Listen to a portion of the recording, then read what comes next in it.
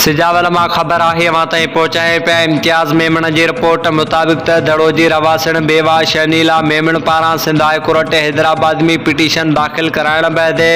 संदसि भाइरनि खे धमकियूं मिलण लॻियूं। डॉक्टर मुनीर मेमण मंसूर मेमण पारां तफ़ज़ुल सेशन कोर्ट ठठो में दरख़्वास्त दाख़िल।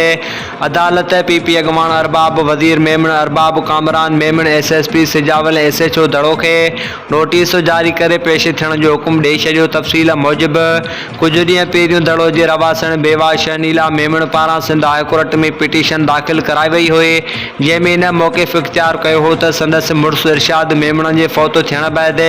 पीपी अॻवान अरबाब वज़ीर मेमण पीपी ज़िले सिजावल जो नायब सदर अरबाब कामरान मेमण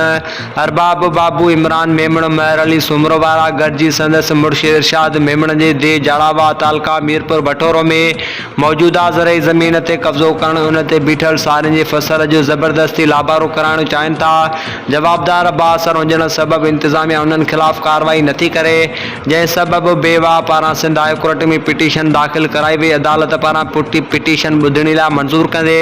सिजावल ज़िले इंतज़ामिया पीपी अॻवाननि खे 29 नवंबर ते अदालत में पेश थियण जो हुकुम ॾिनो आहे, जॾहिं त ॿिए पासे बेवा शनीला मेमण जे भाइरनि दड़ो जे रवासिन डॉक्टर अरबाब मुनीर मेमण मंसूर मेमण पारां पीपी सिजावल जे अॻवान अरबाब वज़ीर मेमण ज़िले नायब सदर अरबाब कामरान मेमण ऐं ॿियनि ख़िलाफ़